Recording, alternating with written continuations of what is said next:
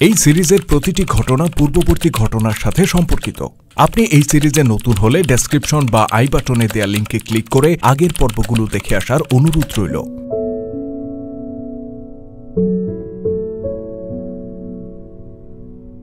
আবু সুফিয়ান বহুদূর পর্যন্ত পরীক্ষার অবস্থা পরীক্ষা নিরীক্ষা করে।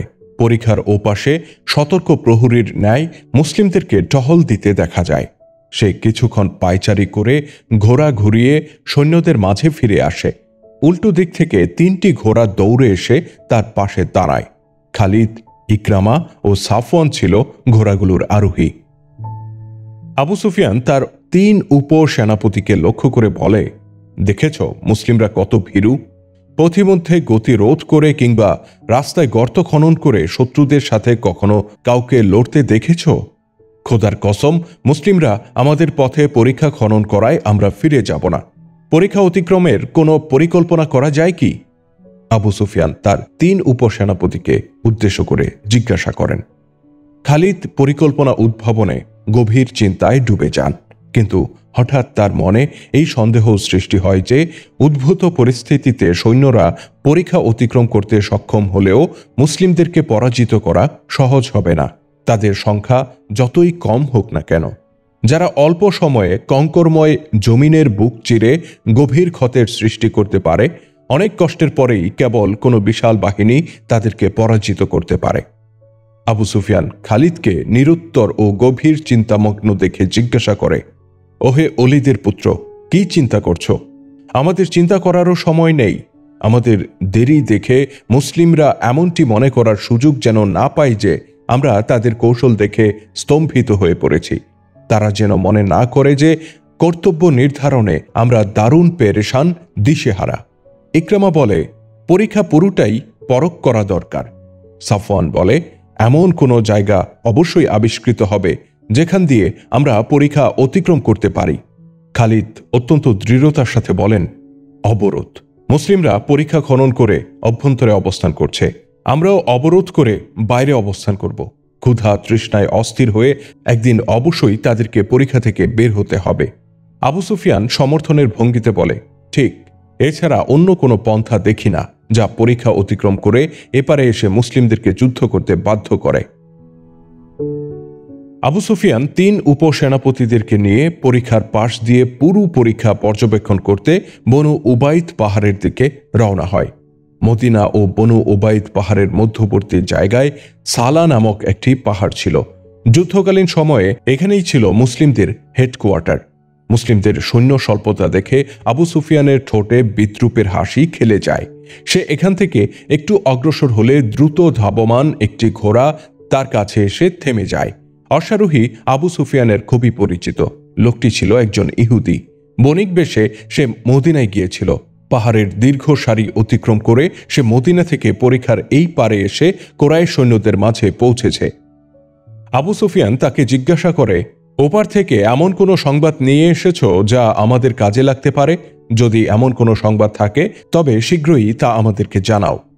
ইহুদি লোকটি বলে, আপনাদের সকলেরই জানা আছে যে মদিনা ছোট কেল্লা বিশিষ্ট এবং পরস্পর লাগোয়া কতক পল্লী ও আবাসিক এলাকার নাম।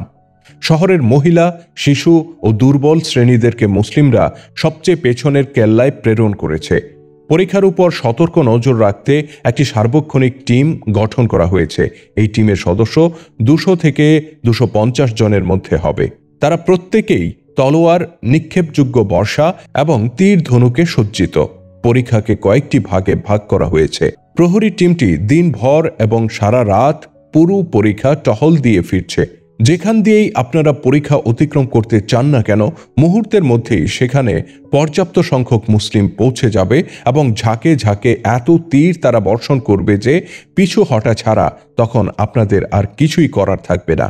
শুধু তাই নয়, এই সম্ভাবনাও রয়েছে যে রাতের অন্ধকারে মুসলিমরা পরীক্ষার এই পারে এসে গেরিলা আক্রমণ করে আবার ফিরে যাবে। আবু সুফিয়ান উৎকণ্ঠার সাথে জানতে চায়, তাহলে আব্দুল্লাহ ইবনে উবাই কি করছে?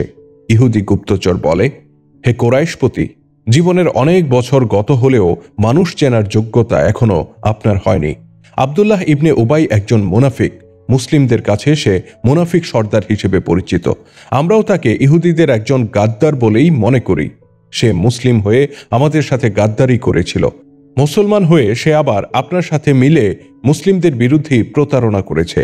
উহুদে যদি আপনারা বিজয়ী হতেন তাহলে সে নিজেকে আপনাদেরই একজন বলে প্রচার করত, কিন্তু মুসলিমদের পাল্লা ভারী দেখে সে আপনাদের এবং ইহুদিদের থেকেও দৃষ্টি ঘুরিয়ে নিয়েছে। যার কোনো ধর্ম নেই এবং যে বিশ্বস্ত নয় তার প্রতি ভরসা রাখা আদৌ সঠিক কাজ নয়। আবু সুফিয়ান জানতে চায়, তাহলে হুয়াই ইবনে আখতাব কোথায়? ইহুদি গুপ্তচর জবাবে বলে, সে যথাসম্ভব চেষ্টা করছে। মদিনায় আমার আরও সাথী রয়েছে, তারা যতদূর সম্ভব মুসলিমদের ক্ষতি করতে থাকবে। মদিনায় গমনকালে এই কথা ভেবে খালিদের নিজের কাছে নিজেকে খুব হালকা মনে হয় যে মক্কা থেকে রওনা হওয়ার পর 10,000 বিশাল বাহিনীর চলার দৃশ্য দেখে তার গর্দান উঁচু এবং গর্বে বুক কয়েক ইঞ্চি বেড়ে গিয়েছিল। কিন্তু মদিনার উপকণ্ঠে এসে সেই একই বাহিনীকে বালুর টিলার মতো নিষ্প্রাণ আর জড় পদার্থ বলে মনে হয়। অবরোধের চিত্র তার মনে পড়ে। সৈন্যদের যে অংশটি তার নেতৃত্বে ছিল তাদেরকে তিনি অতীব নৈপুণ্যের সাথে অবরোধ কার্যে বিন্যস্ত করে রেখেছিলেন। অবরোধ দীর্ঘ 22 দিন অব্যাহত থাকে। 10 দিন যেতে না যেতেই মদিনার মুসলিমরা খাদ্য সংকট অনুভব করতে থাকে, কিন্তু এতে কোরাইশরা তেমন লাভবান হয় না, কারণ তাদের রসদ সামগ্রীর পরিমাণও কম ছিল। তারা মোটেও ভাবেনি যে মুসলিমদের অবরোধে তাদেরকে এত দীর্ঘ সময় অবস্থান করতে হবে। খাদ্য সংকট যেমনিভাবে মদিনার মুসলিমরা অনুভব করে তার থেকে কোনো অংশেই কোরাইশদের খাদ্য সংকট কম ছিল না। তীব্র খাদ্য সংকটে সৈন্যদের মাঝে অস্থিরতা ও বিরূপ প্রতিক্রিয়া সৃষ্টি হতে থাকে। ঐতিহাসিক ইবনে হিশাম লিখেছেন, মদিনায় যখন খাদ্যের বিপুল মজুদ ছিল না এবং জনতাকে প্রত্যহ প্রয়োজনের অর্ধেক আহার দেয়া হচ্ছিল, ঠিক সেই স্পর্শকাতর মুহূর্তে মুনাফিক ও ইহুদিরা আড়ালে থেকে চক্রান্তে মেতে ওঠে। সর্বপ্রথম এই কথা কে ওঠায় তার খোঁজ পাওয়া না গেলেও শহরের সর্বত্র গুঞ্জরিত হতে থাকে যে মুহাম্মদ আমাদের মর্মান্তিক মৃত্যুর আয়োজন সম্পন্ন করেছে, কেননা সে মুখে বলে যে অচিরেই কাইসার ও কিসরার রাজভাণ্ডার আমাদের করতলগত হবে, কিন্তু এখনো পর্যন্ত তার নবুয়তের সপক্ষে এই প্রমাণটুকু দেখাতে পারেনি যে খাদ্য সংকটের এই মুহূর্তে আমাদের জন্য আসমান থেকে আহার সামগ্রী আসবে। আমাদেরকে মনে রাখতে হবে, মানুষ ইসলাম গ্রহণ করলেও তারাও ছিল রক্ত মাংসেরই গড়া। পেটপূর্তির প্রশ্নটি ছিল তাদের দুর্বল পয়েন্ট। এই পয়েন্টে এসে তাদের মাঝে শহরের এই গুঞ্জনটি অত্যন্ত প্রভাব ফেলে। অনেকের চেহারায় হতাশা ও উদ্বেগের চিহ্ন ফুটে ওঠে। এই অবস্থায় আরেকটি আহ্বান তাদেরকে পেটের ভূতের হাত থেকে মুক্ত করে। এটা ছিল রসুল আল্লাহর পক্ষ থেকে এক বজ্রধ্বনি, যা শহরের অলিগলিতে প্রতিধ্বনিত হয়ে ওঠে। তোমরা কি আল্লাহর সামনে একথা বলতে চাও যে আমরা আল্লাহর পূজার তুলনায় অধিক পেট পূজারী ছিলাম? আজ আল্লাহর প্রিয় পাত্র তারাই বিবেচিত হবে যারা আল্লাহ ও রাসূলের সাথে ক্ষুধার্ত ও তৃষ্ণার্ত অবস্থায় জীবন বাজি রাখবে। আল্লাহর কসম, এর থেকে বড় কাপুরুষতা ও বেইজ্জতি মদিনাবাসীর জন্য আর কি হতে পারে যে আমরা মক্কাবাসীদের পদতলে গিয়ে লুটিয়ে পড়ব এবং 2 হাত জোর করে বলবো, আমরা তোমাদের দাস, আমাদেরকে কিছু খেতে দাও। রসুল সাল্লাল্লাহু আলাইহি সাল্লাম শহর প্রতিরক্ষায় এমন ব্যতিব্যস্ত ছিলেন যে তার দিন রাত সব একাকার হয়ে গিয়েছিল। তিনি নিঃসন্দেহে আল্লাহর প্রিয় নবী ছিলেন। তিনি চাইলে মুজিজা স্বরূপ কিছু দেখাতে পারতেন, কিন্তু তার এই সতর্ক অনুভূতি ছিল যে আমি নবী হলেও প্রত্যেক মানুষ তো আর নবী নয় এবং কিয়ামত পর্যন্ত আর কোনো নতুন নবীর আবির্ভাব হবে না। তাই মানুষের সামনে এমন দৃষ্টান্ত রেখে যাওয়া চাই যে মানুষ তার আল্লাহ প্রদত্ত নশ্বর দেহ এবং আত্মিক শক্তি দৃঢ়তার সাথে পূর্ণ কাজে লাগালে মুজিজার ন্যায় চমক দেখাতে পারে। অবরোধের যুগে রসুল সাল্লাল্লাহু আলাইহি সাল্লামের কর্মতৎপরতা এবং তার অবস্থা একজন সেনাপতির পাশাপাশি একজন সৈনিকের মতো ছিল। রসুল সাল্লাল্লাহু আলাইহি সাল্লামের এহেন অবস্থা ও তৎপরতা দেখে মুসলিমরা তাদের ক্ষুধা তৃষ্ণার কথা সম্পূর্ণ ভুলে যায়। তাদের মধ্যে এমন জোশ ও প্রেরণা সৃষ্টি হয় যে অনেকে আবেগতাড়িত হয়ে পরীক্ষার কাছাকাছি পর্যন্ত চলে আসত এবং কুরাইশদেরকে কাপুরুষ বলে তিরস্কার করত। 627 খ্রিস্টাব্দের 7 মার্চ আবু সুফিয়ান বিষণ্ণ চিত্তে হুয়াই ইবনে আখতাবকে ডেকে আনার নির্দেশ দেয়। তার বিষণ্ণতার কারণ 10 দিনের মধ্যেই তার সৈন্যদের খাদ্য রসদ অনেকটা কমে গিয়েছে। সৈন্যরা আশেপাশের বস্তিগুলো থেকে জোরপূর্বক লুণ্ঠন করে কিছু খাদ্য সঞ্চয় করেছে, কিন্তু মরুভূমির বস্তিগুলোতেও বিশেষ কোনো খাদ্য মজুদ ছিল না। খাদ্য সংকট কুরাইশ সৈন্যদের মাঝে অসন্তোষের দানা বাঁধতে থাকে। সৈন্যদের নাজুক অবস্থা দেখে আবু সুফিয়ান এক ইহুদি গোত্রপ্রধান হুয়াই বিন আখতাবকে জরুরি তলব করে। হুয়াই আগে থেকেই কুরাইশদের ভরপুর সাহায্যের উদ্দেশ্যে নিকটবর্তী কোথাও অবস্থান করছিল। সে কুরাইশদের আহ্বান ও তার কাছে সাহায্য প্রার্থনার অপেক্ষায় ছিল। মদিনার অদূরে বনু কুরাইজা ইহুদি গোত্রের বসতি ছিল।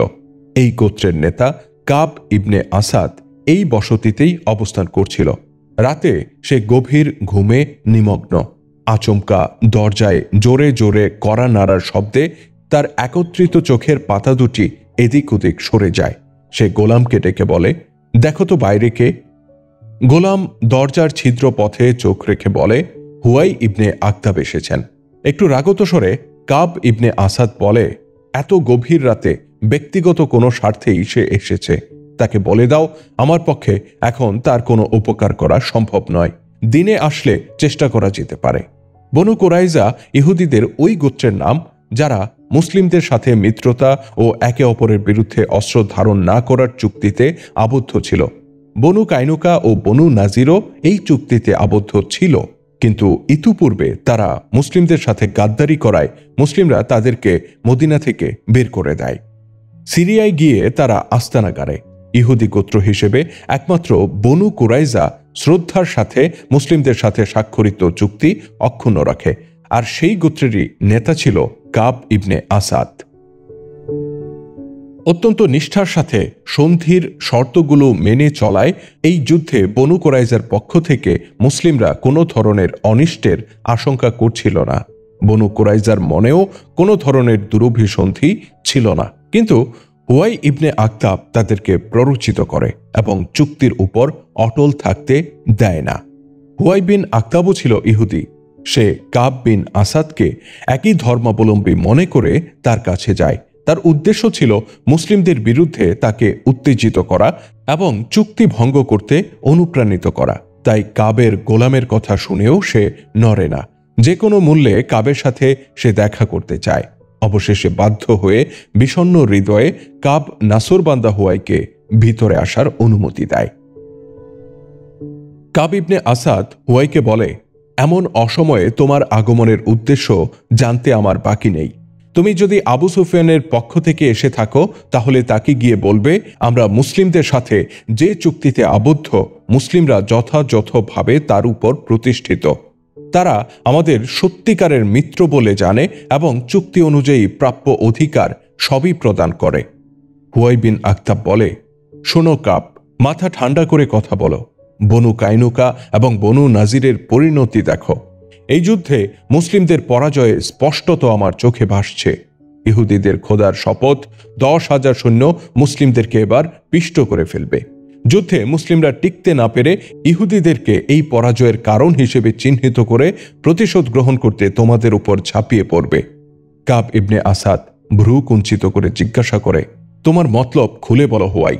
হুয়াই বলে, পাহাড়ের পেছন দিয়ে কুরাইশ সৈন্যদের একটি অংশ তোমাদের কাছে এসে পৌঁছবে। তুমি তোমার গোত্রের লোকদের নিয়ে কুরাইশদের সাথে মিলে যাও।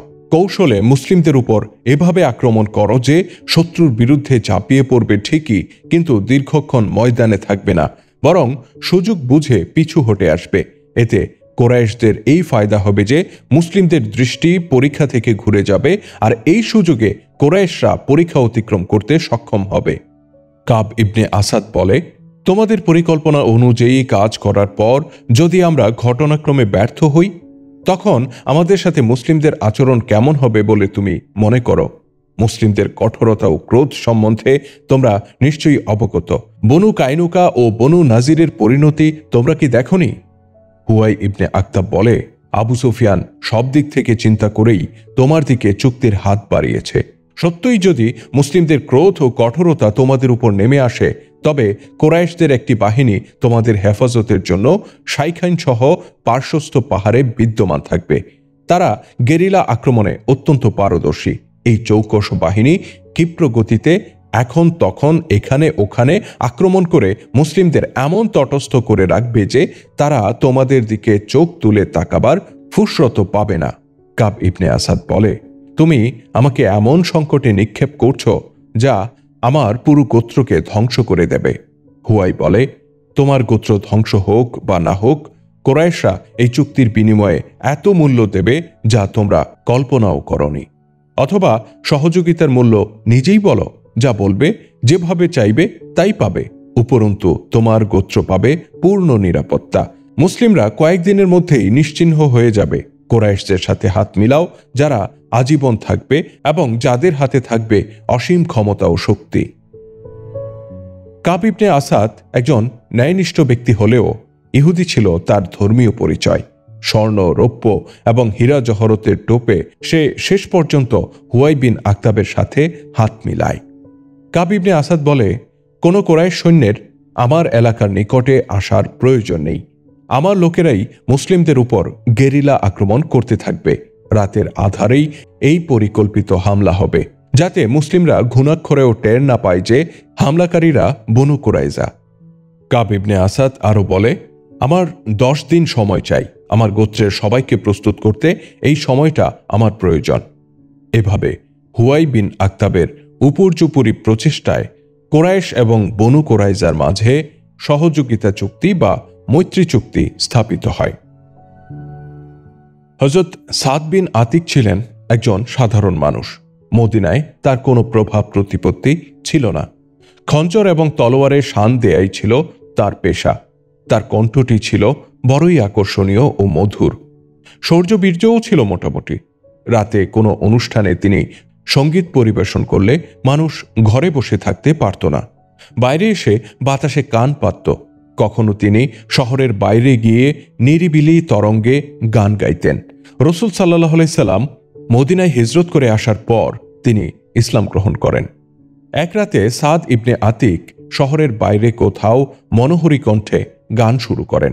তার সুরে অভিভূত হয়ে এক অনিন্দ রূপসী যুবতী তার সামনে এমনভাবে এসে দাঁড়ায় যেন কোনো অপ্সরী কিংবা জান্নাতি হুর আসমান থেকে মর্তে নেমে এসেছে। ভয়ে সাদ রাদিয়াল্লাহু তাআলা আনহুর কণ্ঠ রোধ হয়ে আসে, সুরের লহর থেমে যায়। মেয়েটি আবেদনের ভঙ্গিতে বলে, যে মায়াবিনী কণ্ঠ আমাকে ঘর থেকে এখানে টেনে এনেছে তা থেকে আমাকে বঞ্চিত করো না। আমাকে দেখার কারণে যদি গান বন্ধ হয়ে থাকে, তবে আমি তোমার দৃষ্টির অন্তরালে চলে যাচ্ছি। তোমার গান থামিয়ে দিও না। তোমার কণ্ঠে বিরহ ঝরে পড়ছে, যেন কারো বিচ্ছেদে তুমি এই গান গাইছ। সাদ রাদিয়াল্লাহু তাআলা আনহু বলেন, কে তুমি? তুমি কোনো পরী কিংবা অপ্সরী কিনা সত্য করে বলো। একথায় জল তরঙ্গের মতো মেয়েটির হাসি আকাশ বাতাস মুখরিত করে তোলে। মরুভূমির নির্মল পূর্ণিমায় তার আখিদয় হীরার মতো চকমক করতে থাকে। মেয়েটি জানায়, আমি বনু কোরাইজার এক ইহুদির কন্যা। সাদ রাদিয়াল্লাহু তাআলা আনহু বলেন, আর আমি একজন মুসলিম। ইহুদি কন্যা বলে, ধর্মকে মাঝখানে টানিও না। সঙ্গীতের কোনো ধর্ম নেই। আমি তোমার জন্য নয়, তোমার সঙ্গীত ও কণ্ঠে অভিভূত হয়ে এখানে এসেছি।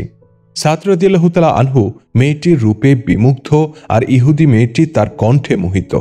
কণ্ঠ জাদু মেয়েটিকে এমন বন্ধনে আবদ্ধ করে, মৃত্যুও যে বন্ধন মুক্ত করতে পারে না। এই রাতের পরেও তারা পরস্পর অভিসারে মিলিত হয়, একে অপরের মাঝে বন্দী হয়ে যায় তারা। একদিন ইহুদি মেয়েটি তাকে জানায়, হযরত সাদ রাদিয়াল্লাহু তাআলা আনহু চাইলে সে তার কাছে চলে আসবে এবং ইসলাম গ্রহণ করবে। মাত্র 2-3 দিন হয় কোরাইশরা মদিনা অবরোধ করেছে। যুদ্ধের সাজ রব পড়ে যাওয়ায় কর্মকারের পেশায় নিয়োজিত হযরত সাদ বিন আতিকের কাজও বেশ বেড়ে যায়। তার কাছে মানুষ দলে দলে এসে তলোয়ার, খঞ্জর ও বর্ষার মাথা ছুচালো ও সুতীক্ষ্ণ করতে ভিড় জমাতে থাকে। কাজের চাপে রাতেও তাকে পেশাগত দায়িত্ব পালন করতে হয়। একদিন ইহুদি মেয়েটি তার পিতার তলোয়ার নিয়ে হযরত সাদ রাদিয়াল্লাহু তাআলা আনহুর কাছে চলে আসে। মেয়েটি বলে, তলোয়ার ধারালো করার বাহানায় তোমার কাছে এসেছি। আজ রাতেই এই স্থান ত্যাগ করো, নতুবা আর কখনো আমাদের সাক্ষাৎ হবে না। রাজ্যের উদ্বেগ নিয়ে সাদ রাদিয়াল্লাহু তাআলা আনহু জানতে চান, কেন, ব্যাপারটা কি? মেয়েটি জানায়, গত পরশু রাতে সে কাব ইবনে আসাদের গৃহে অবস্থান করছিল। এ সময় সেখানে কাব ইবনে আসাদ ছাড়াও হুয়াই ইবনে আখতাব এবং দুজন কোরাইশ নেতা অবস্থান করছিল। মেয়েটির উপস্থিতিতেই তাদের মধ্যে চুক্তি সম্পন্ন হয় এবং পেছন দিক থেকে মুসলিমদের উপর আক্রমণের চূড়ান্ত সিদ্ধান্ত গৃহীত হয়। যদিও মুসলিমদের ব্যাপারে মেয়েটির কোনো আগ্রহ ছিল না, কিন্তু তার ভালোবাসা ছিল সাদ রাদিয়াল্লাহু তাআলা আনহুকে কেন্দ্র করে। তাই তার জীবন রক্ষার জন্য মেয়েটি এখানে তরবারি শান দেয়ার বাহানা দেখিয়ে ছুটে এসেছে। হযরত সাদ রাদিয়াল্লাহু তাআলা আনহু যুদ্ধ ব্যস্ততার দরুন ইহুদি মেয়েটির কথা এক প্রকার ভুলেই গিয়েছিলেন, কিন্তু মেয়েটি তাকে ভোলেনি। অস্ত্র ধারের বাহানা দিয়ে তার সাথে সাক্ষাৎ করতে আসে, কিন্তু সাদ রাদিয়াল্লাহু তাআলা আনহু তাকে আগের মতো পাত্তা দেন না, তাকে বাড়ি ফিরে যেতে বলেন। এক ইহুদি কন্যা সূত্রে প্রাপ্ত এই খবর একজন বিশিষ্ট মুসলিমকে তিনি জানিয়ে দেন। তার মাধ্যমে এই সংবাদ ঊর্ধ্বতন কর্তৃপক্ষ পর্যন্ত পৌঁছে যায়। সেখান থেকে হেডকোয়ার্টারে রাসূল সাল্লাল্লাহু আলাইহি সাল্লামের কানে এই খবর পৌঁছে যে বনু কুরাইজা অপর দুই ইহুদি গোত্র বনু কাইনুকা ও বনু নাজিরের মতোই অঙ্গীকার ভঙ্গ করে শত্রুপক্ষের সাথে হাত মিলিয়েছে। রাসূল সাল্লাল্লাহু আলাইহি সাল্লাম বনু কুরাইজা গোত্রপ্রধান কাব ইবনে আসাদের বিরুদ্ধে পদক্ষেপ গ্রহণ করার আগে এই সংবাদের সত্যতা যাচাই করা জরুরি মনে করেন। বনু কুরাইজা যে বাস্তবেই কুরাইশদের সাথে নতুন গোপন চুক্তিতে আবদ্ধ হয়েছে তার সপক্ষে স্পষ্ট প্রমাণ নিয়ে তবেই তিনি তাদের বিরুদ্ধে পদক্ষেপ গ্রহণ করতে চান। আল্লাহ তাআলা তার প্রিয় বান্দাদের সাহায্য করে থাকেন। এরই মধ্যে এমন এক ঘটনা ঘটে যাতে সন্দেহাতীতভাবে প্রমাণিত হয়ে যায় যে বনু কুরাইজা এবং কুরাইশদের মাঝে বাস্তবেই এক বিপজ্জনক চুক্তি সম্পাদিত হয়েছে। ঘটনা এই ঘটে যে খন্দকের অনতি দূরে অবস্থিত বিভিন্ন ছোট ছোট কেল্লায় মহিলা ও বাচ্চাদেরকে স্থানান্তর করা হয়। এই কেল্লায় কিছু সংখ্যক নারী ও বাচ্চাদের সাথে রাসূল সাল্লাল্লাহু আলাইহি সাল্লামের ফুফু হযরত সাফিয়া রাদিয়াল্লাহু তাআলা আনহাও অবস্থান করছিলেন। একদিন তিনি কেল্লার ছাদে পায়চারি করতে করতে হঠাৎ কি মনে করে নিচের দিকে তাকালেন। প্রাচীরের সাথে সেটে থাকা এক ব্যক্তির প্রতি তার দৃষ্টি নিবদ্ধ হয়। তার চলার গতি ছিল অত্যন্ত সন্দেহপূর্ণ। একটু থেমে আবার কিছু দূর চলতে চলতে সে কেল্লার প্রাচীর পরীক্ষা নিরীক্ষা করছিল। হযরত সাফিয়া রাদিয়াল্লাহু তাআলা আনহা অলক্ষ্যে তার গতিবিধি নিরীক্ষণ করতে থাকেন। একটু পরেই তার কাছে স্পষ্ট হয়ে যায় যে আগন্তুক ব্যক্তি কেল্লার অভ্যন্তরে প্রবেশের কোনো বিকল্প পথ কিংবা উপায় বের করা যায় কিনা তা যাচাই করে দেখছে। সাফিয়া রাদিয়াল্লাহু তাআলা আনহার সন্দেহ গাঢ় হওয়ার কারণ হলো তার জানা ছিল শহরের সমস্ত পুরুষ পরীক্ষার নিকটবর্তী ঘাঁটিতে অবস্থানরত কিংবা যুদ্ধ বিষয়ক অন্য কোনো কাজে ব্যস্ত। যদি সন্দেহভাজন ব্যক্তি মুসলমান হতো এবং বিশেষ কোনো প্রয়োজনে এখানে আসত, তবে গোপন বা বিকল্প পথ না খুঁজে প্রধান ফটকেই সে কড়া নাড়ত। সম্পূর্ণ কেল্লায় বাচ্চা ও নারীদের মাঝে একজন মাত্র পুরুষ ছিলেন। আরবের বিখ্যাত কবি হাসান বিন সামিত রাদিয়াল্লাহু তাআলা আনহু ছিলেন সেই ব্যক্তি। হযরত সাফিয়া রাদিয়াল্লাহু তাআলা আনহা ঘটনার গুরুত্ব অনুধাবন করে এখনই এর প্রতিবিধান করার জন্য হযরত হাসান রাদিয়াল্লাহু তাআলা আনহুর কাছে ছুটে যান এবং তাকে বলেন, নিচে একজন সন্দেহভাজন ব্যক্তি প্রাচীরের গায়ে মিশে মিশে চলছে। সাফিয়া রাদিয়াল্লাহু তাআলা আনহা কবিকে বলেন, আমার সন্দেহ হয় সে একজন ইহুদি। হাসান, তোমার তো জানা আছে বনু কুরাইজা মৈত্রী চুক্তি ভঙ্গ করেছে।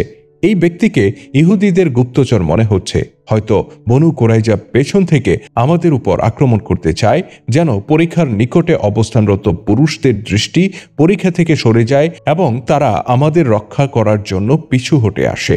পুরুষদের পরীক্ষা থেকে দূরে সরানোর এই পরিকল্পনা তখনই কার্যকর হতে পারে যখন তারা নারী ও বাচ্চাদের নিয়ে ভরপুর এই কেল্লায় আক্রমণ করবে।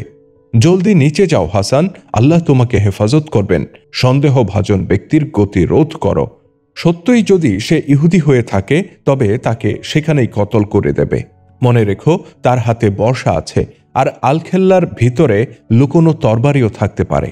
হযরত সাফিয়া রাদিয়াল্লাহু তাআলা আনহার কথা শেষ হলে কবি হাসান বললেন, সম্মানিত ভদ্র মহিলা, আপনার কি জানা নেই যে আমি একজন কবি মানুষ? আমি মানুষের রক্তে আগুন ধরিয়ে তাদেরকে উদ্বুদ্ধ ও উজ্জীবিত করতে পারি, কিন্তু নিজের মাঝে আলোড়ন তৈরি করতে পারি না। এমন একজন কবি থেকে আপনি কিভাবে আশা করেন যে সে একাকী বাইরে গিয়ে এমন এক ব্যক্তির মোকাবেলা করবে যে বিরাট সাহসিকতা প্রদর্শন করে এই কেল্লা পর্যন্ত এসে পৌঁছেছে? ঐতিহাসিক ইবনে হিশাম ও ইবনে কুতাইবা লিখেছেন, আরবের এই প্রখ্যাত কবির উত্তর শুনে রাসূল সাল্লাল্লাহু আলাইহি সাল্লামের ফুফু সাফিয়া রাদিয়াল্লাহু তাআলা আনহা ক্রুদ্ধ দৃষ্টিতে তার দিকে তাকান এবং এত উত্তেজিত হয়ে ওঠেন যে নিজেই ওই সন্দেহভাজনকে ধরতে কিংবা হত্যা করতে তৎক্ষণাৎ রওনা হয়ে যান। তার এটা ভাবার ফুরসত ছিল না যে এক সশস্ত্র পুরুষের মোকাবেলা করতে যাবার সময় তার হাতে কোনো অস্ত্র রয়েছে কিনা। দ্রুত যাবার সময় পথিমধ্য থেকে তিনি একটি লাঠি কোনো রকমে হাতে পেয়েই শত্রুর উদ্দেশ্যে ছুটে যান। পথ আবিষ্কার করতে সচেষ্ট সন্দেহভাজন ব্যক্তিকে কোনরূপ আত্মগোপন কিংবা পলায়নের সুযোগ তিনি দেন না। সন্দেহভাজনের অবস্থান চিহ্নিত করে সরাসরি তার সামনে গিয়ে দাঁড়ান। সাফিয়া রাদিয়াল্লাহু তাআলা আনহা ক্রুদ্ধ কণ্ঠে জিজ্ঞাসা করেন, কে তুমি? লোকটি এই আচমকা শব্দে চমকে উঠে পিছনে ফিরে তাকায়। অসৎ উদ্দেশ্যে না এসে থাকলে তার আচার আচরণ এরকম হতো না। সে চোখের পলকে বর্শা উঁচু করে নিক্ষেপের প্রস্তুতি নেয়। এদিকে হযরত সাফিয়া রাদিয়াল্লাহু তাআলা আনহার বিন্দুমাত্র সন্দেহ থাকে না যে লোকটি একজন ইহুদি এবং সে বনু কুরাইজার লোকই হয়ে থাকবে। সন্দেহভাজনও এরই মধ্যে নিশ্চিত হয়ে যায় যে আগন্তুক যেহেতু এক নারী ছাড়া আর কেউ নয় এবং তার হাতে একটি সাধারণ লাঠি মাত্র, তাই সে তাকে বিশেষ কোনো ক্ষতি করতে পারবে না। হযরত সাফিয়া রাদিয়াল্লাহু তাআলা আনহা উত্তেজিত কণ্ঠে বলেন, তোমার উপর খোদার গজব পড়ুক, তুমি বনু কুরাইজার গুপ্তচর নও কি?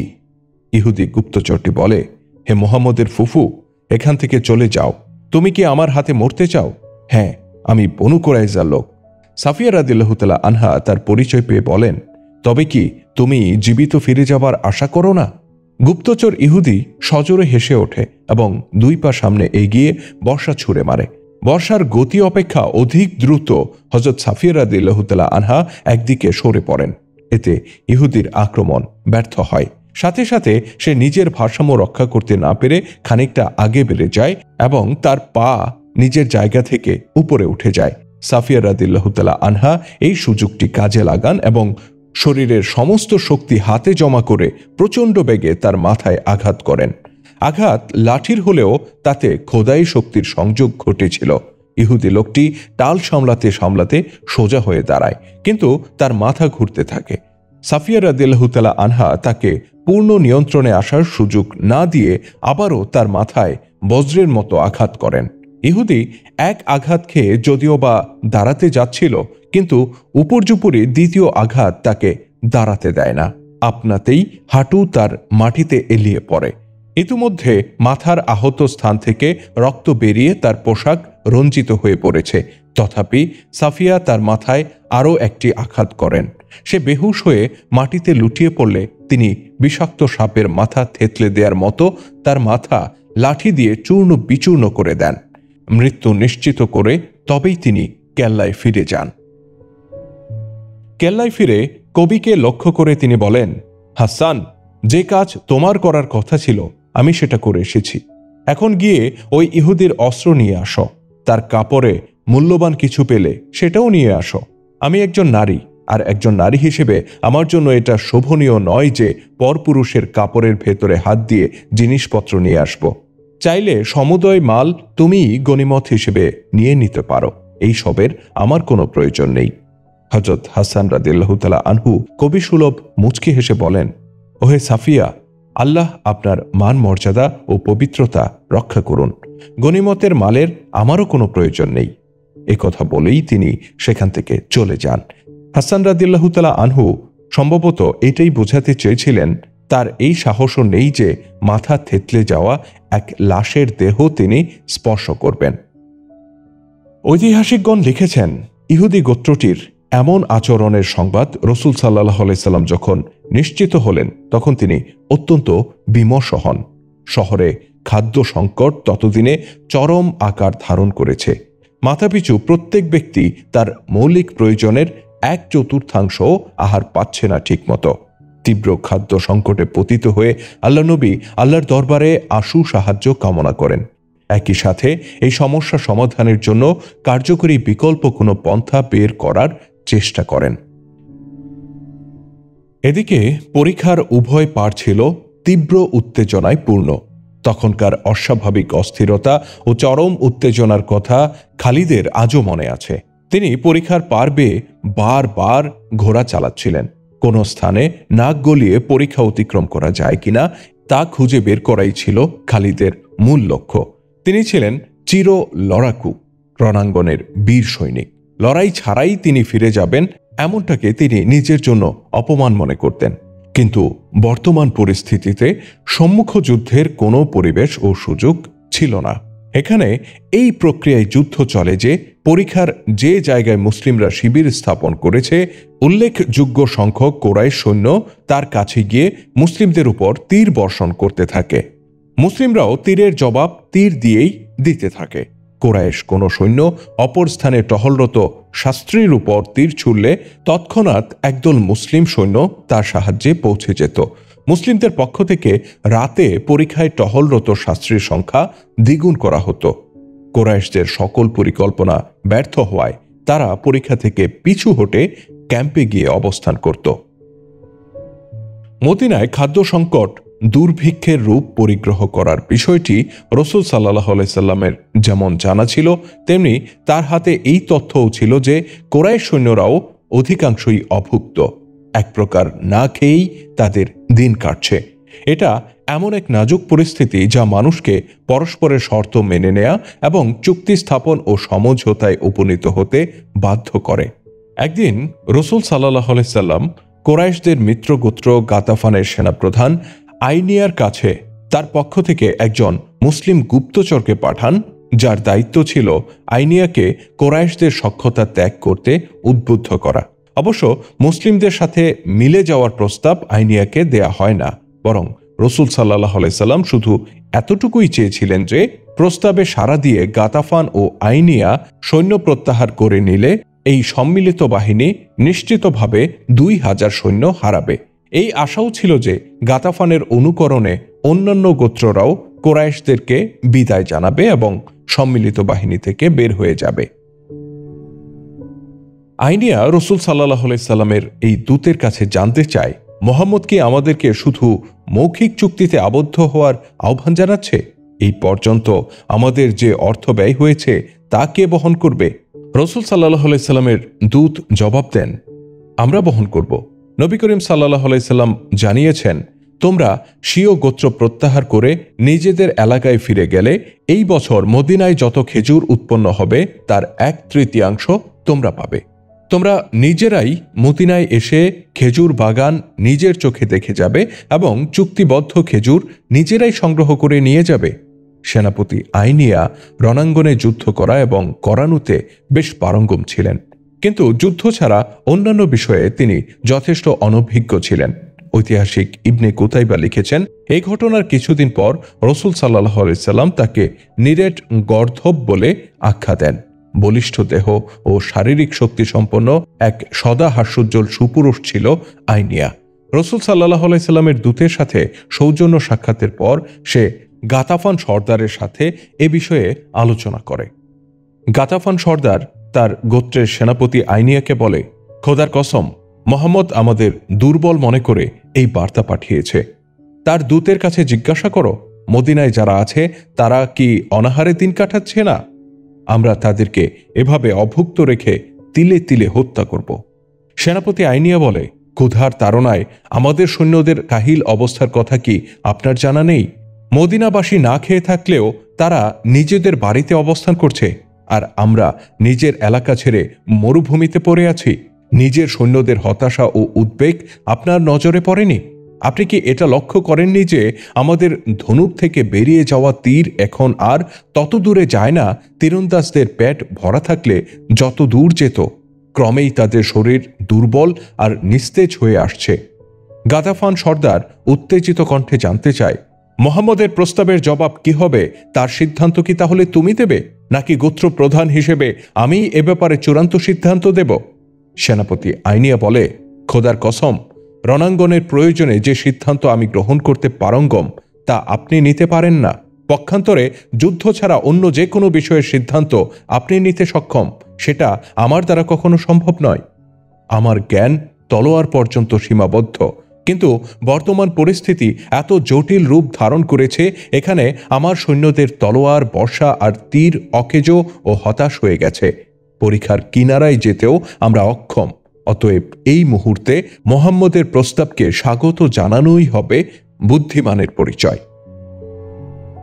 গাদাফানের গোত্রপতি ও সেনাপতির এই রুদ্ধদ্বার বৈঠক শেষে মোহাম্মদের প্রস্তাবে সাড়া দেওয়ার সিদ্ধান্ত গৃহীত হয়। মুসলিম দূত অনুকূল জবাব নিয়ে ফিরে আসে। মুসলিমদের বিরাট কূটনৈতিক ও বুদ্ধিবৃত্তিক বিজয় অর্জিত হয়।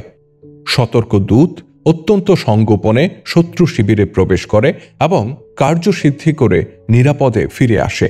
কোরাইশদের কেউই তাকে দেখতে পায় না, কারণ গাতাফান সৈন্যরা কোরাইশদের থেকে আলাদা জায়গায় অবরোধ করে অবস্থান নিয়েছিল। আল্লাহ রসুল সাল্লাহ আলাইসাল্লামের কোনো সিদ্ধান্ত অমান্য করা বা বিরোধিতা করা কোনো মুসলিমের পক্ষে সম্ভব ছিল না। তথাপি রসুল সাল্লাহ আলাইসাল্লাম শরীয়তের শিক্ষা অনুযায়ী সব সাহাবিকে ডেকে পাঠান এবং সকলের মতামত গ্রহণ করেন। তিনি স্পষ্টত জানিয়ে দেন যে মত প্রকাশে সবাই স্বাধীন। তিনি এখন যে বিষয়ে আলোকপাত করতে চান এ ব্যাপারে কারো দ্বিমত থাকলে সে খোলা মনে নিজের দৃষ্টিভঙ্গি তুলে ধরতে পারে। মুসলিমদের মধ্যে রসুল সাল্লাহ আলাইসাল্লাম অবিসংবাদিত নেতা হলেও তিনি একক সিদ্ধান্ত চাপিয়ে দেওয়ার পক্ষপাতী ছিলেন না। ফলে তিনি সকলের সামনে তার পরিকল্পনা ও গৃহীত পদক্ষেপ ব্যাখ্যা করে জানান। গাতাফানের সাথে এ যাবৎ যে আলোচনা হয় তাও তিনি পুঙ্খানুপুঙ্খভাবে তুলে ধরেন, যেন কোনো ধরনের ভুল বোঝাবুঝির অবকাশ না থাকে। রসুল সাল্লাহ আলাইসাল্লামের সিদ্ধান্তের বিপরীতে 2-3টি কণ্ঠ উচ্চকিত হয়। তারা বলেন, এটা হতে পারে না। আমাদের তলোয়ার যাদের রক্তের পিয়াসী, তাদেরকে আমাদের উৎপাদিত শস্যের একটি দানাও দেব না। এখনো তো যুদ্ধ হয়নি, তাই যুদ্ধ ছাড়াই কেন আমরা প্রকাশ করতে যাব যে আমরা বর্তমানে যুদ্ধের পরিস্থিতিতে নেই? এই বক্তব্যের প্রতি সমর্থনসূচক আরও কিছু ধ্বনি উত্থিত হয়। সাথে সাথে কিছু দলিল প্রমাণও পেশ করা হয়।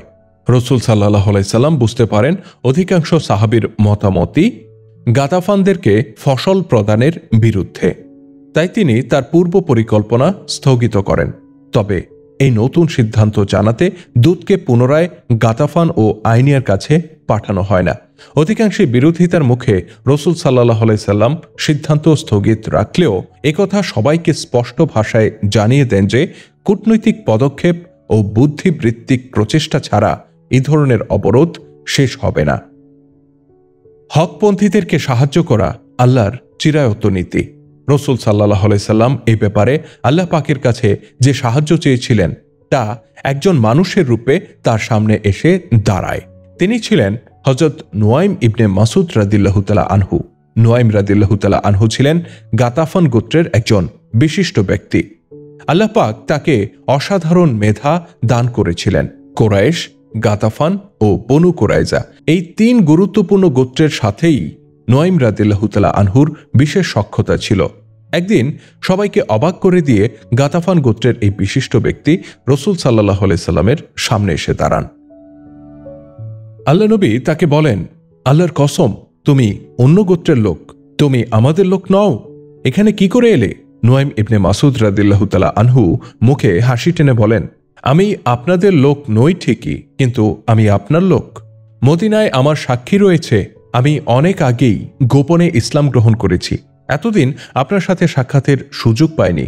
গাতাফান সৈন্যদের সাথে কেবল এই উদ্দেশ্যেই এখানে এসেছি যে সুযোগ করে আমি আপনার দরবারে এসে হাজির হব। এতদিন সুযোগ করে উঠতে পারিনি। জানতে পেরেছি আপনি আমাদের গোত্রপ্রধান ও সেনাপতিকে কুরাইশদের সাথে সম্পর্ক ত্যাগ ও রণাঙ্গন ছেড়ে চলে যাবার প্রস্তাব পাঠিয়েছেন। এর বিনিময়েও আপনি তাদের জানিয়ে দিয়েছেন, কিন্তু আলোচনা মাঝপথে থমকে গিয়েছে। রহস্যজনকভাবে আপনি নীরবতা পালন করে চলছেন। রাসূল সাল্লাল্লাহু আলাইহি সাল্লাম বলেন, তোমার উপর আল্লাহর রহমত বর্ষিত হোক। তুমি কি আলোচনা সামনের দিকে এগিয়ে নিতে এসেছ? জবাবে নুয়াইম রাদিয়াল্লাহু তাআলা আনহু বলেন, না ইয়া রাসূলুল্লাহ, আপনার কাছে আসাই আমার মূল লক্ষ্য। মদিনাবাসী ঘোর সংকটে নিপতিত। আমি কোনো রকমে প্রাণ বাঁচিয়ে এখানে এসেছি। রাসূল সাল্লাল্লাহু আলাইহি সাল্লাম ও ইসলামের কল্যাণে আমি প্রাণ উৎসর্গ করতে চাই। যে কোনো কাজে এই জীবন উৎসর্গ করতে আমার কোনো আপত্তি নেই। আমি সেনা ক্যাম্প থেকে অতি সতর্কতার সাথে বের হয়ে আসি। সুযোগ বুঝে পরীক্ষায় নেমে পড়ি, যদিও প্রহরীদের উপস্থিতিতে এপারে আসা আত্মহত্যার নামান্তর ছিল, কিন্তু ফিরে যাওয়াও নিরাপদ ছিল না। আমি উভয় সংকটে পড়ে যাই। উপায়ান্তর না দেখে আল্লাহর কাছে আপনার নাম নিয়ে কাকুতি মিনতি করি, কায় মনোবাক্যে দোয়া করি, আল্লাহ রহম করেন। প্রহরীরা টহল দিতে দিতে কিছুটা দূরে চলে গেলে আমি পরীক্ষা পার হয়ে এখানে আসতে সক্ষম হই। ইতিমধ্যে রাসূল সাল্লাল্লাহু আলাইহি সাল্লামকে নুয়াইম রাদিয়াল্লাহু তাআলা আনহুর ব্যক্তিত্ব সম্পর্কে ধারণা দেয়া হয়। গোত্রে তার অবস্থান কোন পর্যায়ে তাও জানানো হয়। তার সাথে সামান্য আলাপেই আল্লাহ নবী অনুধাবন করতে পারেন যে তিনি একজন উঁচু পর্যায়ের এবং বিচক্ষণ ব্যক্তি।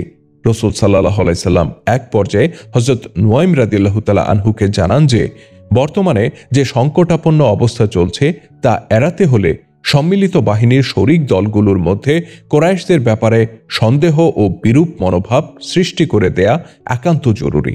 আর এটা তখনই সম্ভব হবে যদি আমরা 2-3টি শরিক দলের মধ্যে গোপন চুক্তিতে আবদ্ধ হতে পারি। নুয়াইম রাদিয়াল্লাহু তাআলা আনহু বলেন, হে আল্লাহর নবী, যদি নিজস্ব পন্থায় এই কাজটির দায়িত্ব আমি গ্রহণ করি তবে আপনি আমার উপর আস্থা রাখবেন কি? রাসূল সাল্লাল্লাহু আলাইহি সাল্লাম বলেন, আল্লাহ তোমার উপর রহম করুন। আমি তোমাকে এবং তোমার সদিচ্ছাকে আল্লাহর হাতে সঁপে দিচ্ছি। নুয়াইম রাদিয়াল্লাহু তাআলা আনহু বলেন, আমি নিজের গোত্রে ফিরে যাব, কিন্তু একথা কাউকে জানাবো না যে আমি মদিনায় গিয়েছিলাম। এখন আমি কাব বিন আসাদের কাছে যাচ্ছি। হে আল্লাহর নবী, আমার সফলতার জন্য আল্লাহর কাছে দোয়া করুন। একথা বলে নুয়াইম রাদিয়াল্লাহু তাআলা আনহু রাসূলুল্লাহর তাঁবু থেকে বের হয়ে যান। রাতে মদিনায় জোরদার পাহারা ছিল। পরীক্ষাকে কেন্দ্র করে পাহারাদার ও টহলদারের সংখ্যা রাতের বেলায় বৃদ্ধি করা হতো। শহরের কোনো ব্যক্তির জন্য এই নিচ্ছিদ্র প্রহরা এড়িয়ে বাইরে বের হওয়া সম্ভব ছিল না। প্রহরীরা যেন নুয়াইম রাদিয়াল্লাহু তাআলা আনহুর গতিরোধ না করে তার জন্য রাসূল সাল্লাল্লাহু আলাইহি সাল্লাম তার সাথে একজন লোক পাঠিয়ে দেন। লোকটি নুয়াইম রাদিয়াল্লাহু তাআলা আনহুকে নিরাপদে মদিনার বাইরে পৌঁছে দিয়ে ফিরে আসেন। নুয়াইম রাদিয়াল্লাহু তাআলা আনহু যখন বনু কুরাইজা এলাকায় কাব বিন আসাদের ফটকে এসে পৌঁছান তখন রাতের প্রথম প্রহর। প্রধান ফটকে কড়া নাড়লে গোলাম এসে ফটকটি খুলে দেয়। হযরত নুয়াইম রাদিয়াল্লাহু তাআলা আনহু জিজ্ঞাসা করেন, তুমি কি আমাকে চেনো কাব? কাব শয্যা থেকে উঠতে উঠতে বলে, নুয়াইম ইবনে মাসুদকে কে না চেনে? আমি যতদূর জানি গাতাফান গোত্র তোমার মতো নেতা পেয়ে সত্যই গর্বিত। বলো নুয়াইম, এই গভীর রাতে আমি তোমার কি কাজে আসতে পারি? আমি 10 দিন সময় চেয়েছিলাম, কেবল 6-7 দিন পার হয়েছে। মুসলিমদের উপর গেরিলা হামলা চালাতে আমার লোকেরা প্রস্তুত। তুমি কি এই ব্যাপারটা নিশ্চিত হতে এসেছো? নুয়াইম রাদিয়াল্লাহু তাআলা আনহু বলেন, এসব বিষয়ে আলোচনা করতেই আমি এসেছি। তুমি একজন আস্ত গর্দব। কোন ভরসায় তুমি কুরাইশদের সাথে চুক্তিতে আবদ্ধ হয়েছ? এই প্রশ্ন তুলো না যে তোমার প্রতি কেন আমার এই আন্তরিক সহমর্মিতা। আমি মুসলিমদেরও হিতাকাঙ্ক্ষী নই। তুমি ভালো করেই জানো আমি একজন নিরপেক্ষ মানবদরদী। আমার অন্তর তোমার গোত্রীয় যুবতী রূপসী মেয়ে, কন্যা, বধূ আর বোনদের ভবিষ্যৎ চিন্তায় ব্যথিত, যারা তোমার আত্মঘাতী চুক্তির কারণে 2 দিন পরেই মুসলিমদের দাসীতে পরিণত হবে। তুমি কুরাইশদের সাথে আত্মঘাতীমূলক চুক্তি করেছ। এই চুক্তির মাধ্যমে তুমি নিজের নিরাপত্তা ও মর্যাদা বিকিয়ে দিয়েছ। মুসলিমরা আক্রমণ করলে কুরাইশরা তোমাদের নিরাপত্তার কোনো গ্যারান্টি দিয়েছে কি? আমরাও কুরাইশদের সাথে চুক্তিবদ্ধ, কিন্তু তার জন্য নিরাপত্তার গ্যারান্টিও তাদের কাছ থেকে আদায় করে নিয়েছি। কাব ইবনে আসাদ ভ্রুকুঞ্চে জিজ্ঞাসা করে, কুরাইশদের পরাজয় নিশ্চিত কি? নুয়াইম রাদিয়াল্লাহু তাআলা আনহু বলেন, তারা তো যুদ্ধে হেরে বসে আছে। পরীক্ষা তাদেরকে শহরে হামলা করার সুযোগ দেবে বলে মনে করো? ক্ষুধা তৃষ্ণা কুরাইশ সৈন্যদেরকে ভীষণ উদ্বিগ্ন করতে শুরু করেছে। আমার গোত্র ক্ষুধায় অস্থির। আমি চাই না যে আগামীকাল তুমি এই বলে আমার গোত্রের বদনাম করবে যে গাতাফান তোমাদেরকে মুসলমানদের দয়া করুণার উপর ছেড়ে চলে গেছে। আমি চাই যেন এমনটি না হোক। ওদিকে যখন বাধ্য হয়ে আমরা ও কুরাইশরা অবরোধ তুলে ফিরে যাব, তখন তুমি এদিকে মুসলিমদের উপর আক্রমণ করে নিজেদেরকে তাদের শত্রু হিসেবে পরিচিত করাবে। বনু কায়নুকা এবং বনু নাজিরের পরিণতি নিশ্চয়ই তোমার মনে আছে। মুসলিমরা চুক্তি ভঙ্গের দরুন তাদেরকে কেমন শাস্তি দিয়েছিল তা তো ভুলে যাওয়ার কথা নয়। হযরত নুয়াইম রাদিয়াল্লাহু তাআলা আনহুর যুক্তিপূর্ণ কথায় কাব ইবনে আসাদ সম্পূর্ণ নীরব হয়ে যায়। সে তৎক্ষণাৎ কিছুই বলতে পারে না। চিন্তার কালো মেঘ ছেয়ে যায় তার কপালে। ভবিষ্যৎ চিন্তায় সে নিস্তব্ধ হয়ে পড়ে। নুয়াইম রাদিয়াল্লাহু তাআলা আনহু তাকে লক্ষ্য করে বলেন, আমার জানা আছে কুরাইশদের থেকে তুমি এর কত বিনিময় লাভ করেছ, কিন্তু কথা হলো এ সকল ধন দৌলত আর রূপসী নারী যা কুরাইশ ও হুয়াই বিন আখতাব সরবরাহ করেছে তার মালিক পরিশেষে মুসলিমরাই হবে। শুধু তাই নয়, মৈত্রী চুক্তি ভঙ্গের অপরাধে তোমাদের মস্তক দেহ থেকে বিচ্ছিন্ন করা হবে। কাব উদ্বেগের সাথে জানতে চায়, তবে কি কুরাইশদের সাথে কৃত চুক্তি প্রত্যাহার করে নেব? নুয়াইম রাদিয়াল্লাহু তাআলা আনহু বলেন, এখনই চুক্তি প্রত্যাহার করার দরকার নেই। এতে কুরাইশরাও ক্রুদ্ধ হতে পারে। তবে নিরাপত্তার গ্যারান্টি অবশ্যই নিতে হবে। আরবের রীতি অনুযায়ী কুরাইশদেরকে গিয়ে বলো তাদের উচ্চ পদস্থ কিছু লোক যেন জামিন হিসেবে প্রদান করে। যদি তারা দাবি অনুযায়ী সম্মানিত ও নেতৃস্থানীয় ব্যক্তিদেরকে প্রদান করে, তবে বুঝবে তারা চুক্তির ব্যাপারে ন্যায়নিষ্ঠ ও আন্তরিক। কাব ইবনে আসাদ বলে, হ্যাঁ নুয়াইম, আমি জামিন হিসেবে তাদের কাছে লোক চাইব। নুয়াইম রাদিয়াল্লাহু তাআলা আনহু কাব বিন আসাদের এখানে সফল মিশন শেষ করে রাতের আধার কেটে পাহাড় অভিমুখে এগিয়ে চলেছেন। কয়েক মাইল দূরে অবস্থিত কুরাইশদের তাঁবুই এখন তার প্রধান টার্গেট। সোজা রাস্তা নিকটবর্তী হলেও পথিমধ্যে পরীক্ষা ছিল। তিনি দূর রাস্তা দিয়ে অনেক ঘুরে ঘুরে চলতে থাকেন।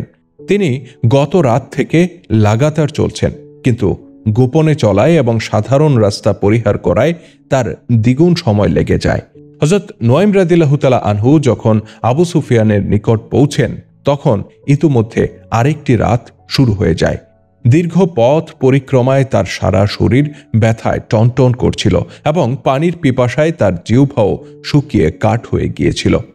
এক নিঃশ্বাসে ঢকঢক করে প্রচুর পানি পান করার পরে তবেই সে কথা বলার উপযুক্ত হয়।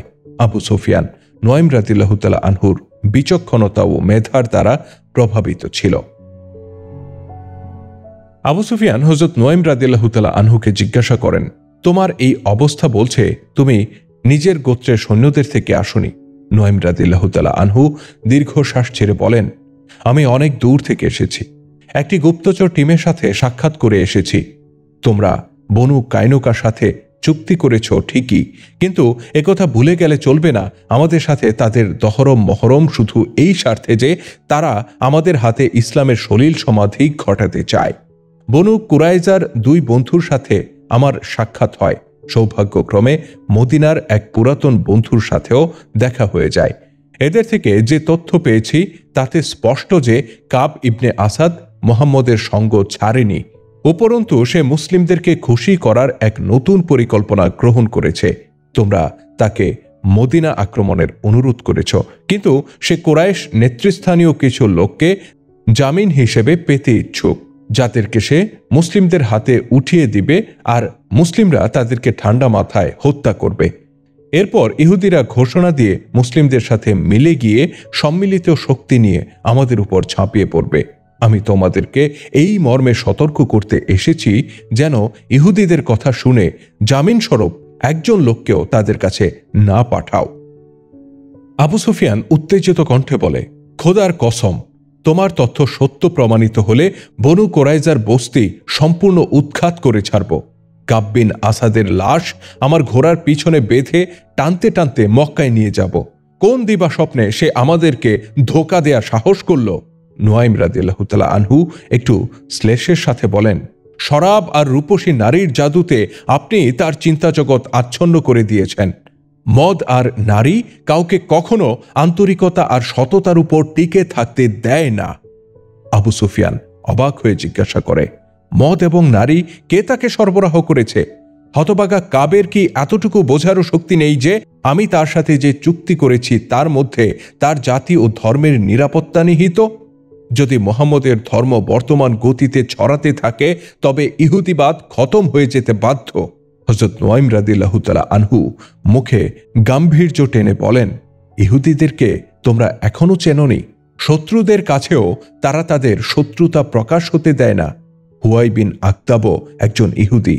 সেই তোমাদের পক্ষ থেকে কাবকে শরাবের মটকা আর 2 জন রূপসী যুবতী সরবরাহ করেছে। আমি যখন কাবের সাথে সাক্ষাৎ করতে যাই তখন সে পূর্ণ মাতাল এবং তার 2 পাশে 2 নারী বিবস্ত্র অবস্থায় ছিল। সে নেশার ঘোরে আমাকে বলে সে নাকি কুরাইশদের আঙুলের মাথায় নিয়ে নাচাচ্ছে। আবু সুফিয়ান তলোয়ারের বাটে হাত রেখে বলে, নুয়াইম, আমি মদিনা থেকে অবরোধ তুলে নিয়ে বনু কোরাইজা বংশের মূলোৎপাটন করব। তার এই সাহস কি করে হলো যে সে কোরাইশ নেতৃস্থানীয় ব্যক্তিবর্গকে জামিন হিসেবে পেতে চায়? নুয়াইম রাদিয়াল্লাহু তাআলা আনহু বলেন, আবু সুফিয়ান, এভাবে উত্তেজিত হয়ো না। ধীর স্থির ও সুস্থ মস্তিষ্কে ভাবো এবং এই দৃঢ় সিদ্ধান্ত নাও যে জামিন হিসেবে এক ব্যক্তিকেও তোমরা কাবের কাছে পাঠাবে না। আবু সুফিয়ান দৃঢ়তার সাথে বলে, আমি এই সিদ্ধান্তই নিয়েছি। আমাকে মদিনাবাসী সম্পর্কে কোনো তথ্য দিতে পারো? তারা কোন অবস্থার মধ্য দিয়ে দিন অতিবাহিত করছে আর কতদিন তাদের পক্ষে এই ক্ষুধা তৃষ্ণার যাতনা সহ্য করা সম্ভব? আবু সুফিয়ানের দুর্বল পয়েন্টে আঘাত হানার মোক্ষম সুযোগ হাতে এসে যায় হযরত নুয়াইম রাদিয়াল্লাহু তাআলা আনহুর। তিনি কপালে কৃত্রিম ভাঁজ সৃষ্টি করে বলেন, আমি সত্যি বিস্মিত আবু সুফিয়ান। দীর্ঘ অবরোধ সত্ত্বেও মদিনাবাসী এত হাস্যোজ্জ্বল আর প্রাণবন্ত কি করে থাকতে পারে? ক্ষুধার কোনো নিদর্শনই তাদের মধ্যে আমি দেখতে পেলাম না। খাদ্যের স্বল্পতা অবশ্যই আছে, তবে মদিনাবাসীর প্রেরণা ও জজবা এত তীব্র যে আমার কাছে মনে হলো এটা তাদের কোনো ব্যাপারই না, আর খাদ্যের আদৌ কোনো প্রয়োজনই যেন তাদের নেই। আবু সুফিয়ান হতাশার সুরে বলে, এর অর্থ কি এই দাঁড়ায় যে আমাদের অবরোধ তাদের মধ্যে কোনো বিরূপ প্রতিক্রিয়াই সৃষ্টি করেনি? হযরত নুয়াইম রাদিয়াল্লাহু তাআলা আনহু হতাশার পরিধি বৃদ্ধি করে বলেন, একেবারেই না। অবরোধের ফলে তাদের উপরন্তু এই লাভ হয়েছে যে তাদের প্রত্যেকেই এখন জজবা ও প্রেরণায় সমৃদ্ধ এবং টইটুম্বুর। আবু সুফিয়ান বলে, অথচ আমাদের ইহুদি গুপ্তচরদের রিপোর্ট হলো মদিনার খাদ্যশস্য প্রায় নিঃশেষ হওয়ার পথে। নুয়াইম রাদিয়াল্লাহু তাআলা আনহু আবু সুফিয়ানকে আরও উদ্বেগের মধ্যে ঠেলে দিয়ে বলেন, ইহুদিরা তোমাকে মিথ্যা তথ্য পরিবেশন করছে। আমি আবারও সতর্ক করছি, ইহুদিদের উপর আস্থা রাখা মোটেও সঠিক হবে না। মুসলিমদের অবস্থা ভালো নয় এই তথ্য পরিবেশন করে তারা তোমাদের উত্তেজিত করতে চায়, যেন মুসলিমদেরকে দুর্বল ভেবে তোমরা পরীক্ষা অতিক্রম করে মদিনা আক্রমণ করো। তারা মূলত সুকৌশলে এক ঢিলে 2 পাখি মারতে চায়। কোরাইশ এবং আমার গোত্র গাতাফানকে মুসলিমদের হাতে ধ্বংস করাই তাদের প্রধান টার্গেট। আবু সুফিয়ান তার একজন গোলামকে ডেকে বলে, ইকরামা ও খালিদকে ডেকে আনো, আমি তাদের উদ্দেশ্য যাচাই করে দেখতে চাই। এদিকে নুয়াইম রাদিয়াল্লাহু তাআলা আনহু বলেন, আমি তাহলে গাতাফান গোত্র প্রধানকে এই খবরটি জানিয়ে আসি। একথা বলে তিনি সেখান থেকে প্রস্থান করেন। খালিদ ও ইকরামা এলে আবু সুফিয়ান নুয়াইম রাদিয়াল্লাহু তাআলা আনহু কর্তৃক বর্ণিত কাব ইবনে আসাদ সংশ্লিষ্ট সমদয় ঘটনা খুলে বলে। সম্পূর্ণ বিষয়টি জানতে পেরে খালিদ বলেন, আবু সুফিয়ান, অপরের ভরসায় আর যা কিছুই হোক অন্তত লড়াই করা যায় না। আপনি এই দিকটি কখনো ভাবেননি যে বনু কোরাইজা মুসলিমদের ছায়ায় অবস্থানরত। তারা ভূ অভ্যন্তর দিয়ে মুসলিমদের উপর আক্রমণ করতে পারে, কিন্তু মুসলিমদের করুণার উপরে যে তারা বেঁচে আছে এই কথা ভুলে গেলে চলবে না। আপনি যুদ্ধ করতে এসে থাকলে একজন যোদ্ধার মতোই লড়াই চালিয়ে যেতে হবে। আবু সুফিয়ান জানতে চায়, এই মুহূর্তে তোমাদের যে কোনো একজনের কাব ইবনে আসাদের কাছে যাওয়া সঙ্গত নয় কি? তারা নুয়াইমের কাছে জামিনের কথা বললেও তোমরা গেলে হয়তো এমনটি বলবে না। তোমরা তো দেখতেই পাচ্ছ সৈন্যরা অভুক্ত অবস্থায় আছে। এই অবস্থায় তাদের পক্ষে পরীক্ষা অতিক্রম করা সম্ভব নয়। এখন সংকট উত্তরণের একমাত্র উপায় হচ্ছে কাব ইবনে আসাদের নেতৃত্বে বনু কুরাইজার লোকেরা মদিনার অভ্যন্তরে মুসলিমদের উপর পেছন থেকে হামলা করবে। তোমাদের একজন কাবের কাছে গিয়ে এই প্রস্তাব করো, তাহলেই আমরা বুঝতে পারব তাদের মনের মধ্যে কি চলছে। ইকরামা বলে, আমি যাব। আমি এটাও বলে যাচ্ছি যে কাব যদি আমার কাছেও জামিনের শর্ত উল্লেখ করে তবে আমি আপনার কাছে দ্বিতীয়বার জিজ্ঞাসা করা ছাড়াই চুক্তি বাতিল করে দেব। খালিদ বলেন, ইকরামার সাথে আমিও যাব, তার একাকী যাওয়া ঠিক হবে না। আবু সুফিয়ান বলে, না, বিপদের মুখে একসাথে দুই সেনাপতিকে আমি ঠেলে দিতে পারি না। ইকরামা আত্মরক্ষার প্রয়োজনে যত সৈন্য চায় সাথে নিয়ে যেতে পারে। ইকরামা তৎক্ষণাৎ রওনা হয়ে যায়। তার সাথে ছিল 4 জন সশস্ত্র দেহরক্ষী। অনেক বিদঘুটে ও বন্ধুর পথ অতিক্রম করে তাকে বনু কুরাইজার দুর্গে পৌঁছতে হয় 627 খ্রিস্টাব্দের 24 মার্চ শুক্রবার। অনেক কষ্টে পাহাড়ের পর পাহাড় মারিয়ে ইকরামা কাব ইবনে আসাদের ভবনে গিয়ে পৌঁছে। ইকরামাকে দেখেই কাব ইবনে আসাদ তার আগমনের কারণ অনুমান করতে পারে। সে বলে, এসো ইকরামা, আমি জানি তুমি কেন এসেছ। তোমার কষ্ট করে আসার প্রয়োজন ছিল না। আমি তো 10 দিনের সময় চেয়ে নিয়েছি। কাব তার এক গোলামকে ডাক দেয়। গোলাম এলে তাকে শরাব ও সুরাহি আনতে বলে। ইকরামা সিদ্ধান্ত জানানোর ভাষায় বলে, আগে আমার কথা শোনো কাব, আমি শরাব পান করতে আসিনি, জলদি আমাকে ফিরে যেতে হবে। এই অবরোধকে দীর্ঘ করা আর আমাদের পক্ষে সম্ভব নয়। আমরা আগামীকালকেই সামনে থেকে মদিনা আক্রমণ করতে যাচ্ছি। তুমি আমাদের সাথে চুক্তি অনুযায়ী নির্দিষ্ট স্থানে বিশেষ সৈন্যদের উপর কাল থেকেই আক্রমণ শুরু করবে। আমাদের এই কথাও জানা আছে যে তুমি বাহ্যিকভাবে আমাদের সাথে চুক্তি করেছ, কিন্তু মুসলিমদের সাথে সম্পাদিত মৈত্রী চুক্তি গোপনে ঠিকই অব্যাহত রেখেছ। এরই মধ্যে ডানাকাটা পরীর মতো এক রূপসী নারী শরাবের বোতল ও পান পাত্র নিয়ে কামরায় প্রবেশ করে। মেয়েটি ইকরামাকে দেখে মুচকি হাসে। ইকরামা তাকে দেখলে তার চেহারার গাম্ভীর্যের ছাপ আরো গাঢ় হয়ে ওঠে। ইকরামা চড়া গলায় বলে, কাব, ভিত্তিহীন ও দুদিনের এই সমস্ত বস্তুর বিনিময়ে তুমি নিজের ধর্ম ও জবান বিকিয়ে দিয়েছ। এ সময় কাব ইবনে আসাদের ইশারায় মেয়েটি ভেতরে চলে যায়। কাব বলে, স্নেহের ইকরামা, আমি তোমার চেহারায় মনিব সুলভ ভাব লক্ষ্য করছি। মনে হচ্ছে গোলাম মনে করে তুমি আমাকে হুকুম দিতে এসেছ। মুসলমানদের সাথে আমাদের চুক্তি হয়েছিল বনু কুরাইজার শান্তি ও নিরাপত্তার স্বার্থে, আর তোমাদের সাথে আমাদের চুক্তি হয়েছে তোমাদের বিজয় আর মুসলিমদের পরাজয়ের লক্ষ্যে। মুসলমানদের বিনাশ করা আমাদের ধর্মীয় নির্দেশ। তোমাদের সাথে চুক্তি স্থাপন এই ধারাবাহিকতারই একটি চেষ্টা মাত্র। নিজের ধর্মীয় দায়িত্ব পালন করতে আমি তোমাদের ব্যবহার করব। হুয়াই ইবনে আক্তাবকে আমি স্পষ্ট ভাষায় জানিয়ে দিয়েছি, গাতাফান ও কোরাইশরা যেন বনু কুরাইজার নিরাপত্তা নিশ্চিত করে। তারা যেন আমাদের হাতে কিছু লোককে জামানত হিসেবে দিয়ে যায়, যেন পরিস্থিতি এমন রূপ ধারণ না করে যে তোমরা ব্যর্থ হয়ে ফিরে যাবে আর মুসলিমরা আমাদের থেকে প্রতিশোধ গ্রহণ করবে। হযরত নুয়াইম রাদিয়াল্লাহু তাআলা আনহু দুই পক্ষের মুখে যে অগ্নিস্ফুলিঙ্গ ছড়িয়ে দিয়েছিলেন তা ইকরামার অন্তরে দাউ দাউ করে জ্বলে ওঠে। নুয়াইম রাদিয়াল্লাহু তাআলা আনহু আবু সুফিয়ানের মাধ্যমে পূর্বেই ইকরামাকে জানিয়ে দেন যে কাব জামানত পেতে মরিয়া হয়ে উঠেছে। তাই কাবের মুখ থেকে এই জামানত শব্দটি বের হতেই ইকরামা উত্তেজিত হয়ে ওঠে। সে গর্জে উঠে বলে, আমাদের উপর তোমার আস্থা নেই? তুমি কি মনে করছো যে আমরা হয়তো ভুলে গেছি মুহাম্মদ আমাদের এবং তোমাদের সম্মিলিত শত্রু?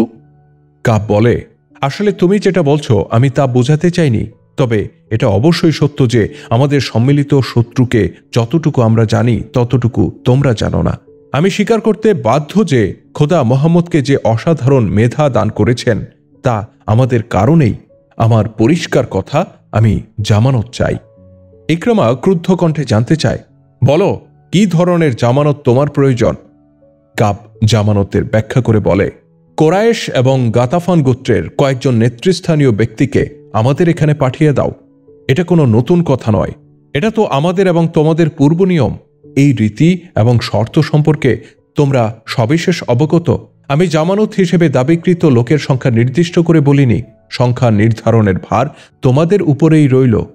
তোমাদের ভালো করেই জানা আছে যে চুক্তির বিপরীত কোনো কিছু করলে আমরা তোমাদের এই নেতৃস্থানীয় লোকদেরকে সোজা হত্যা করে ফেলব।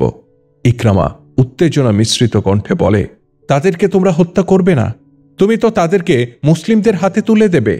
কাব গভীর উৎকণ্ঠা আর একরাশ বিস্ময় নিয়ে বলে, তুমি এটা কি বলছো ইকরামা? তুমি আমাকে এতই হীন মনে করো যে প্রতারণা করে আমি তোমাদের নেতৃস্থানীয় লোকদেরকে মুসলিমদের হাতে তুলে দেব? আমার উপর তোমরা পূর্ণ আস্থা রাখতে পারো। ইকরামা চাপা ক্ষোভের সাথে বলে, ইহুদিদের উপর আস্থা রাখা আর সাপের উপর আস্থা রাখা সমান কথা। নিজেকে এত বিশ্বস্ত মনে করলে আগামীকালই মদিনার ওই ছোট কেল্লায় আক্রমণ করে দেখাও তো, যেখানে মুসলিমদের স্ত্রী বাচ্চারা অবস্থান করছে। কাপ চোখ কপালে তুলে বিস্ময় ভরা কণ্ঠে বলে, আগামীকাল? আগামীকাল সাবাতের দিবস। এটা ইহুদিদের কাছে অত্যন্ত পবিত্র দিবস। আমরা এই দিনে ইবাদত ছাড়া দ্বিতীয় কোনো কাজ করি না। কোনো ইহুদি সাবতের দিন কোনো কাজ কিংবা কারবার করলে কিংবা কারো উপর চড়াও হলে ইহুদিদের খোদা ওই ব্যক্তিকে শূকর বা বাদর আকৃতিতে পরিবর্তন করে দেন। ইতিমধ্যে কাবের সাথে কথা বলতে বলতে ইকরামা তার নিয়তের গোলমাল সম্পর্কে নিশ্চিত হয়ে যায়। কাব মদ গিলে চলছিল, অন্যদিকে ইকরামা তা স্পর্শ করতেও অস্বীকার করে। সে আবু সুফিয়ানকে বলে গিয়েছিল যে চূড়ান্ত ফয়সালা করেই তবে সে ফিরবে। ইকরামা বলে, তুমি আগামীকাল হামলা করো কিংবা একদিন পরে হামলা করো, যাই করো না কেন, তোমাদের বাস্তব ইচ্ছার প্রতিফলন ঘটতে দেখার পরেই আমরা চূড়ান্ত সিদ্ধান্ত নিব যে জামিন হিসেবে আমাদের লোক তোমাদের হাতে তুলে দেয়া যায় কিনা। এদিকে কাপ পাল্টা হুমকির সুরে বলে, আমিও একথা বলে দিচ্ছি যে জামিন ছাড়া আমি কিছুই করব না। তোমাদের লোক আমাদের হাতে এসে পৌঁছলে তবেই আমরা তোমাদের মর্জি মোতাবেক মদিনার ভেতরে গোলযোগ সৃষ্টি করব। তোমরা দেখবে কিভাবে আমরা মুহাম্মদের পিঠে একের পর এক ছুরি বসাতে থাকি। ইকরামা নিজের আসন ছেড়ে উঠে দাঁড়ায় এবং রাগত স্বরে বলে, তোমার মনে দুরভিসন্ধি আছে। যদি তাই না হতো তবে বলতে, আমার কোনো জামানতের প্রয়োজন নেই, এসো সবাই মিলে মদিনাতেই মুসলিমদের সমাধি রচনা করি।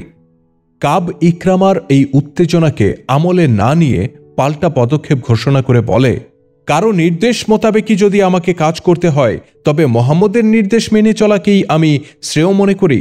মুসলিমদের সাথেই তো আমাদের ওঠা বসা, তারা আমাদের নিরাপত্তা দিতে যতটুকু সক্ষম তা তো তোমাদের পক্ষে দেয়া সম্ভব নয়। ঐতিহাসিক ইবনে হিশাম ও ইবনে সাদ লিখেছেন, হযরত নুয়াইম রাদিয়াল্লাহু তাআলা আনহুর নিক্ষিপ্ত তীরটি এভাবেই টার্গেট স্পর্শ করে, আর এ সবই ছিল তার কার্যকর প্রতিক্রিয়া। ইকরামা রাগান্বিতভাবেই কাবের ঘর থেকে বের হয়ে যান। ফলে এখানেই ওই চুক্তির পরিসমাপ্তি ঘটে। ইহুদিবাদ ও কুরাইশদের মাঝে যা বাস্তব রূপ পেলে মুসলিমদের কোমর ভেঙে যেতে পারত। ইহুদিদের গুপ্ত হামলা যে পরিস্থিতি সৃষ্টি করতে পারত তা সামাল দেয়া মুসলিমদের পক্ষে সম্ভব হতো কিনা তা আল্লাহ তাআলাই ভালো জানেন। কূটনৈতিক প্রচেষ্টায় তারা এই বড় বিপর্যয় এড়াতে সক্ষম হয়। এদিকে ইকরামা যখন কাব ইবনে আসাদের ভবন লক্ষ্য করে চলছিল, ওদিকে নুয়াইম রাদিয়াল্লাহু তাআলা আনহু তখন গাতাফান গোত্রের সর্দারের কাছে উপবিষ্ট। কাব সংশ্লিষ্ট যে তথ্যবৃত্তির মাধ্যমে তিনি আবু সুফিয়ানকে উত্তেজিত করেন, গাতাফান সর্দারের কানেও সেই তথ্যগুলো তিনি তুলে ধরেন। গাতাফান সর্দার এই সংবাদের গুরুত্ব অনুধাবন করে তৎক্ষণাৎ সেনাপতি আইনিয়াকে ডেকে পাঠায়। সে আইনিয়াকে বলে, শুনেছ কাব আমাদের সাথে কিভাবে প্রতারণা করে চলছে? সে জামানত হিসেবে আমাদের নেতৃস্থানীয় লোকদেরকে তার কাছে নিতে চায়। এটা কি আমাদের জন্য অপমান নয়? সেনাপতি আইনিয়া বলে, শ্রদ্ধেয় নেতা, আমি আপনাকে আগেও বলেছি যুদ্ধ সংক্রান্ত বিষয় নিয়েই কেবল আমার সাথে আলোচনা করবেন। আমি শুধু সামনাসামনি লড়াই করতে জানি।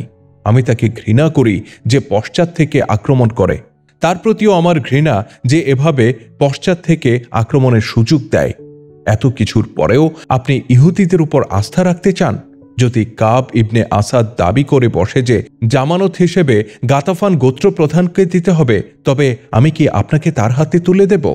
হযরত নুয়াইম রাদিয়াল্লাহু তাআলা আনহু হাত মুষ্টিবদ্ধ করে বলেন, কেউ এরূপ দাবি করলে আমি তার গর্দান উড়িয়ে দেব। আমি ইহুদিদেরকে জামানত স্বরূপ মানুষ তো দূরের কথা, একটা ভেড়া বকরিও দেব না।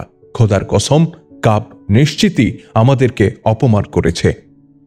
গাতাফান গোত্রপ্রধান নুয়াইম রাদিয়াল্লাহু তাআলা আনহুর কাছে জানতে চায়, আবু সুফিয়ানের এ ব্যাপারে অভিমত কি? নুয়াইম রাদিয়াল্লাহু তাআলা আনহু বলেন, ঘটনা শুনে আবু সুফিয়ান তো রাগে উত্তেজনায় একেবারে কাঁপতে শুরু করেছে। এমনকি সে ইহুদিদের কাছ থেকে এই অপমানের প্রতিশোধ গ্রহণের ঘোষণাও দিয়েছে। সেনাপতি আইনিয়া বলে, তার উচিত প্রতিশোধ নেয়া। বনু কুরাইজার অবস্থানই বা কি এমন? আমাদের আর মুসলিমদের মাঝখানে চাপা পড়েই তো তারা পিষ্ট হয়ে যাওয়ার কথা। এদিকে নুয়াইম রাদিয়াল্লাহু তাআলা আনহু গাতাফান গোত্রপ্রধান ও গাতাফান সেনাপতির অলক্ষ্যে গোফের নিচে মুচকি হাসেন। কেননা তিনি বুঝতে পারছিলেন তিনি যে কূটনীতির চাল খেলেছেন তা শতভাগ কাজ করতে শুরু করেছে।